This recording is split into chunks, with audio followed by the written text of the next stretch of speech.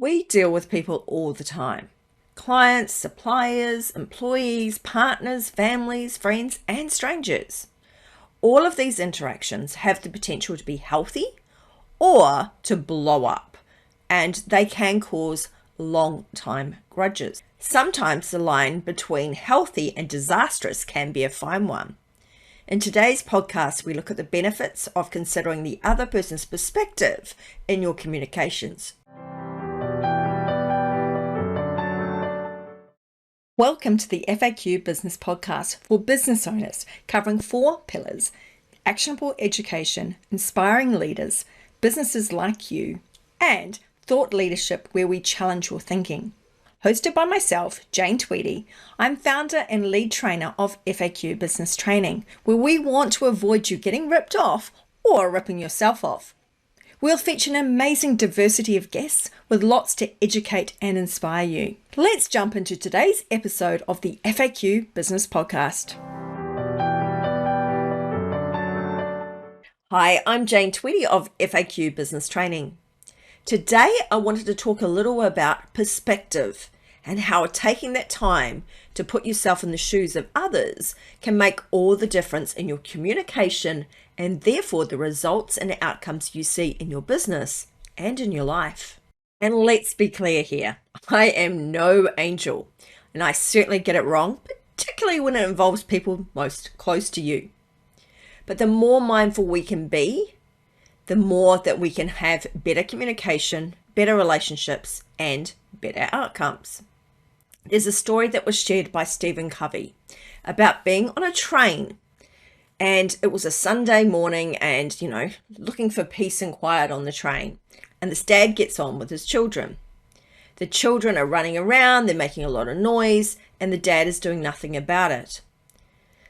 Covey approaches the man and says to him, some loud kids you've got there. And what happens, of course, is the man turns around and says, I don't know what to do. We have just come from the hospital where my wife has just passed away. Their mother just died. And of course, Covey's perspective, his paradigm completely shifts. So instead of being angry and feeling resentful that this family is ruining his Sunday peace, he is now going, what can I do to help? So that is a paradigm shift because he didn't have all the information available to him. Once he had the additional information, he wanted to help rather than yell and get angry. I share this story because it's an obvious one where you can see that the more information you receive and the more that you put yourself in the shoes of others, you can show that you react in a different way and you would have a completely different interaction and relationship. Clearly, this example is extreme. The person's wife had died. But given what's happened over the last few years, you really don't know how bad it is for somebody. Right now, we are going through another flood in New South Wales. Like California and things, New South Wales has a lot of bushfires, but in the last 3 years, we've also had a lot of flooding. Right before COVID in 2020, we had droughts, then bushfires, and then flooding to top it off. So they were flooded in 2020, around February. Then in 2021, they were flooded again, about the same sort of time. Then in 2022, we have had now 3 separate major flood events that have affected particularly the Hawkesbury, which is only 15 minutes away from where I live.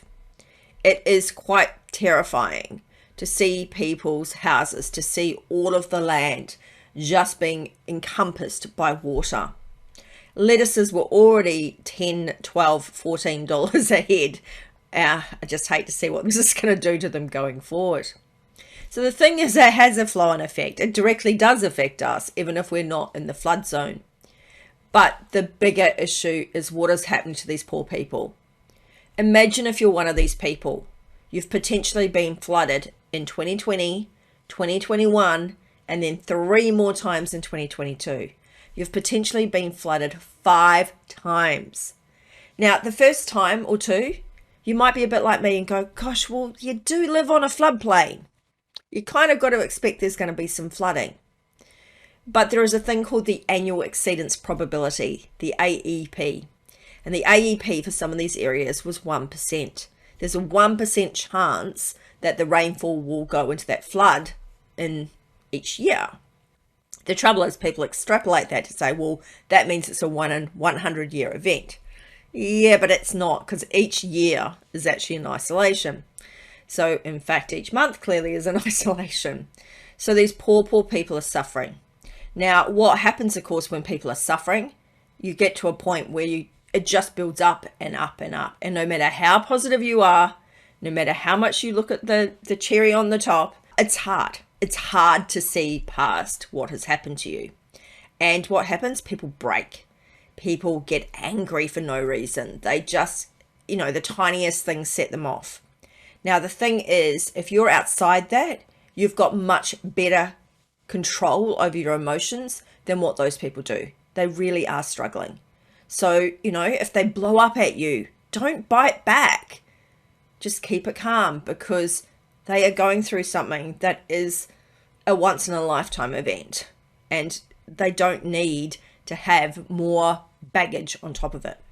The 2022 situation for floods has been absolutely horrific. The problem has been we are in an El Niño weather effect, and what's happening basically is these deluges of rain, but in between these deluges of rain, we're not having enough of a gap so that the rain can get down and the water table goes back down to a normal level. So the water table has only just gone from literally ground level. It has only just reduced, and now we've got another deluge. So there just isn't anywhere for it to go. So the problem is you've got nothing going down. You've got all the stuff coming down from the sky, but also you've got the dams and the river systems bringing all the water in because they're all at capacity. It has been horrific. So some of these people in the Hawkesbury, as I said, they've been flooded between 3 and 5 times in the last couple of years. That is too much for people to take. Imagine the toll this would take on you if you are bashed down. You get back up again, and then you bash down again, and you get back up again, and you bash down again. It's just too much for people to take. People are beyond breaking point. They're exhausted, they're fed up, and they're snapping. Or they are getting really depressed, and that can lead to other things as well. So what can you do? If you're the one affected, sure, try to remember that you are firing up over things. But the reality is it's easier for us that aren't directly affected to take that control. To go, okay, we can control our emotions more. So maybe we just need to go, okay, this person's angry, they're upset. Let them be angry and upset. Acknowledge them, but don't try and fix it. Don't try and, be the fairy godmother. Sometimes they just need to vent. They just need to let things out. Let them. In our podcast, Season 2, Episode 1, we talked with Steve Curtis. And one of the things he talked about was de-escalating issues with people. So one of the key things here is that people like to be heard. So if you let them communicate with you, even if they are trying to attack you or whatever, let them communicate. Because that may be your way of breaking through, by understanding them, showing that you acknowledge them, you accept what they're going through. It may help you. And it may change your perspective on a situation. Now let's look at the different types of relationships that you have and how you could look at them differently if seeing them from a different perspective. Clients. I've seen plenty of issues, particularly in the last few years, of clients complaining and of businesses complaining about clients. Maybe the client is not providing the information in a timely manner that they need to do for them to do their job. Maybe the client's not paying. Maybe the client's saying that an item didn't get delivered when you're adamant it did. There's plenty of issues going on here. So one thing to stop a lot of this happening is to be very open with your clients. Make sure that the client is understanding of the fact that you are understanding. So if they can't pay, you would rather they say something to you than just not pay. That is not the best outcome. So making sure you've got that open dialogue. Often there is frustration between parties because somebody's not delivering, and then rather than communicating they're not delivering, they just shut down. Or like in my recent situation where I was sick for an extended period, I would think, well, surely I'm going to be better by next week. So you'd give someone a deadline and say, yeah, I'll do it by then. And then realize, oh my God, I've just slept through 2 days. I can't deliver it by then anymore. So the problem is you've got to get to a point where you actually go, you know what, sorry, it is actually going to be open-ended. I cannot give you a date because I'm sick of giving you a date and then not delivering on it.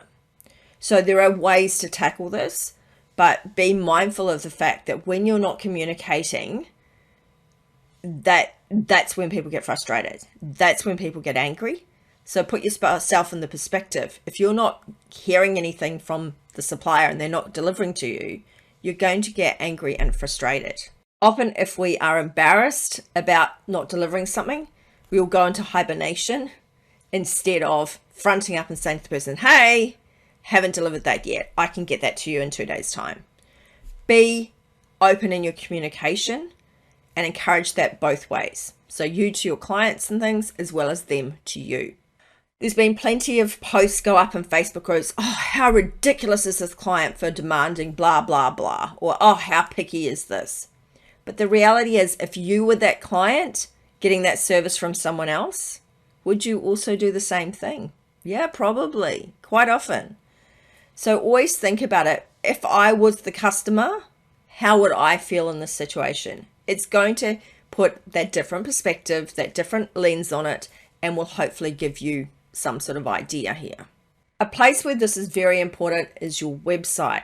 Far too many times I've seen people who have asked me to do a bit of review of their website on search engine optimization, SEO, getting people to your site, and the user experience, the UX, what happens when they're on your site. And I look at that and I go to them, okay, what are the key things you offer? Where are they on the website? You know, what are these key messages? They're just not there. Oh, we talk about it when we, discuss it. And I'm like, yeah, but they're not getting to the discussion point. You need them on your website. Also, there's often a distinct lack of clear navigation. They don't know what to do next. So they read a piece and then it's not actually clear where they go. The page just ends. Okay, I've read your about page. Cool. I feel comfortable with you. But what do I do next? Oh, maybe you should send them to the services page or the product page or whatever. So really think about your website and the way it's constructed, and does it help the client?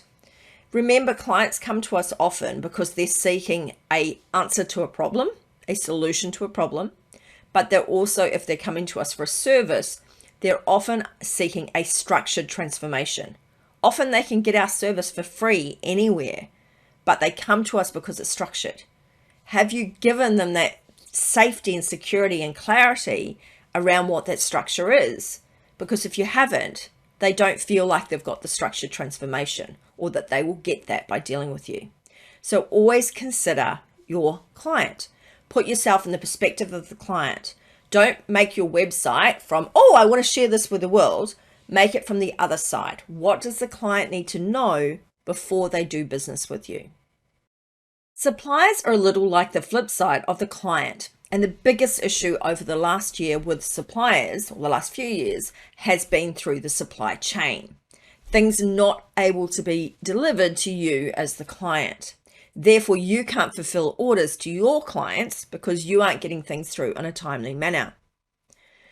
It is really, again, important that you put yourself in the shoes of that person. They can't control a lot of what's happened in the last few years.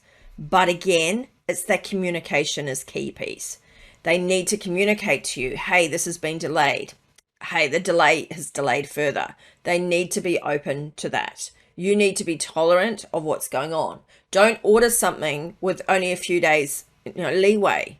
That's silly. If you're going to order something with a few days leeway, go somewhere where you can physically go and pick it up on the spot, because that's the only way to guarantee you're going to have it in your hands in those few days. Our expectations have got to change. We can't do the express and think, okay, yeah, it'll come here tomorrow. Express isn't coming here tomorrow. It's coming occasionally tomorrow, but it might be 5 days or a week later now. So we've got to make sure that we are preparing in advance ourselves, but also having that good communication going on. Employees. I've seen many issues with employees over the last few years, particularly where the employees are just no showing, they're coming in late, they're sick, whether they are or not, and this is creating a lot of frustration with employers. Often though, there is an issue with employees and it's due to expectations or lack thereof. You are frustrated at the employee for not delivering to your standard. And let's face it, your standard is probably high. But if you don't communicate that to your employee, how do they know they're not meeting your standards? So one thing you've got to do when you hire people is be clear at the outset. Set those policies, the procedures, the code of conduct, have that stuff in place.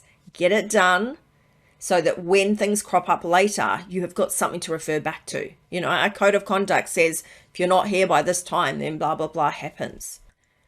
And that will stop you having issues because they know that if they don't do something, there is an element that they could have harassment about that issue.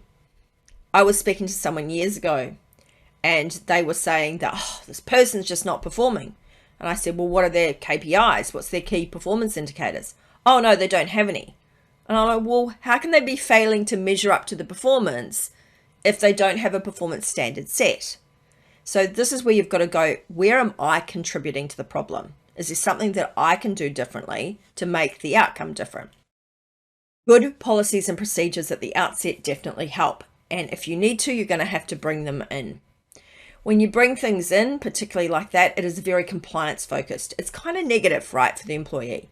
So ideally try and bring in something positive at the same time to make the person realize that you're not just this ogre, horrible boss. You are actually a person that just wants to make it fair on everybody. I was talking to a client last week about the fact that one of her employees was turning up half an hour late. And because there's a 3-hour minimum shift in her pay award, she was basically taking the attitude, well, I can turn up half an hour late and I'll still get 3 hours pay because the shift will get rounded up anyway. And of course, that's not true. If you don't rock up to your shift, you'll only get the top up to when the shift was extended to, not the top up for you not turning up for your shift. So that becomes a big problem. There's a real attitude issue there. And the problem is at the moment, there is no staff. So you weigh it up and you're going, oh, if I have a performance issue with the staff and I raise it with them, will they leave? Because something might be better than nothing. So it's something you've got to weigh up at the moment. But the problem in that scenario is it's really unfair on the rest of the team because the rest of the team are covering for that person being slack and not turning up for that half hour. And that was part of this person's argument. Well, things get done, so it's okay. Yeah, but they're not getting done by them, so why should they get paid for it? It's crazy. People's attitude in some cases is ridiculous. So there is an element of putting yourself in that employee's shoes, but also going, where is the employee pushing their luck too far? And in this case, that's definitely a case of pushing their luck too far. One thing though, when you are having issues with employees, is don't go in accusing them. Go in and ask them, first of all, from a genuine concern perspective.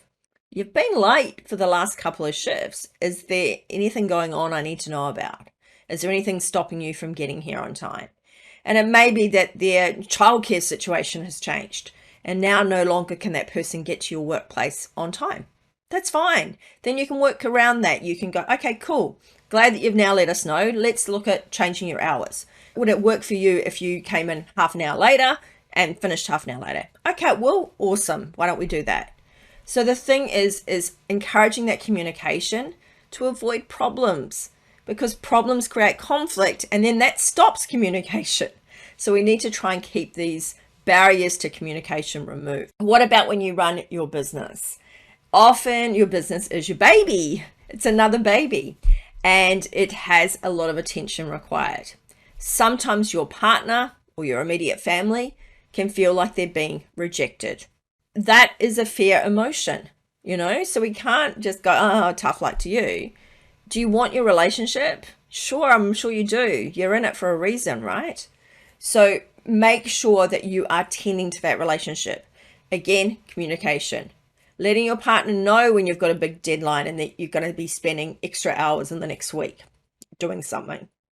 Let them know what's going on. Lack of communication is going to cause friction. Friction creates problems, which create escalation, which create fights, and then it all goes bad, right? So communication, again, is key. Set boundaries as well. Plan time in your calendar to spend time with your partner and your family. It might sound, oh God, I'm scheduled in your calendar, but just say to them, it's because you're important. I need to make sure I spend that time with you. Also allow time, though, to do other activities. Time to do things that are fun and spontaneous. So we talked about the most productive time of the day in our podcast. And in that one, we talked about the fact that you shouldn't overload your day. 75-80% of your day maximum scheduled out. And that includes time with family and friends and me time and health time and all that stuff is all in that time. That allows time for interruptions and things happening and spontaneous fun, which we all need from time to time. Another issue with our partners and our immediate family can sometimes be if we are working from home. And working from home, particularly pre-COVID, I used to find this, that there was an expectation, oh, well, why didn't you empty the dishwasher today? Because I was working. But they don't associate you with being at home and working, because for them, being at home means relaxing. It means doing household chores. So they associate being at home with something quite different to working from home. So be very clear about that. Be clear about the boundaries. Personally, for me, I found that COVID made a big difference on this one. It really did let you see what the other person was doing, their work style, the way they operate, how busy they are. And so that actually resolved that issue for me. Family are very much like your partner, and I have mentioned family so far. But there's also extended family. And one of the issues I just want to raise here on top of what I've already mentioned is the fact of support. We sometimes expect support from our family, and we often don't get it when we run a business. It's funny, isn't it? We get a career change or a promotion or something, and people are like, oh, wow, that's cool, that's exciting. But start a business and it's like, oh, crickets, they don't want to know. And again, it can be because all they know is being an employee. They just don't know about being a business owner. So it's not something they go, oh, cool, exciting. And so you can feel rejected because of it. So don't put all your onus on your family and things being your supporters. Great if they are, but if they're not, seek that support elsewhere. Join networking groups and things where they will support you. Friends, like family, often have issues with feeling rejected, feeling left out, and you are too busy to spend time with them. So again, it comes down to time blocking. If your friends are important to you, block out time in your day for them. Make sure that you are going to spend time with them. Whatever's important to you should feature in your life. If it doesn't, if you say friends are important to you, but you don't spend any time with them, then you're not really showing that value. You're not living that value. So really think about who's important and what is important to you. You might have heard that saying that you are the sum of the 5 people you spend the most time with. So sometimes we do need to evolve our friendship base if we do want to change, if we do want to aspire to be something bigger. Are you going to hang out with some person that is, probation from prison, beats up their partner? Are you going to hang out with that person? Or you're going to hang out with this person, be where you want to be. Now, that's not saying just ditch all your friend base, because your friend base and that the people that know you best are those ones that have been around, that they've stuck through thick and thin. But make sure the relationship is two-way and not just you helping them all the time, because over time you will grow to resent that. The last relationship I want to talk about is strangers. You may be going, but strangers, who cares? The reality is we do care about strangers. Isn't it funny how we go out and we dress up? Well, who are we dressing up for? We're dressing up for these people that see us, that we don't know, and yet we don't dress up at home for our partners or whatever. Interesting there. I'm going to challenge my partner on that, who said I couldn't wear an hoodie to the supermarket. Literally just going in for 2 seconds, but whatever. Often we see with strangers where things flare up is things like road rage. And I had an incident kind of that a week or so ago where this person was on my tail, trying to do well over the speed limit, trying to push me forward. And I'm like, dude, do you not realize this is a 60k zone, not an 80k zone? Went past me and gave me the bird as they went past when I turned off. Like, yeah, good on you. So, if I was someone that was a road rage type person, I might have charged after them and smashed into them and done whatever, right? So we don't want to get involved in those type of things. We need to avoid it. What about when you see things on Facebook and you just feel you have to have your 2 cents worth? For a start, did you need to have your 2 cents worth? And if you did, could you have worded it a bit better to not flare up the situation unnecessarily? The other thing to remember is often things can be taken out of context. So be very mindful of that things could be read a different way. Be very careful that you haven't left out a key word.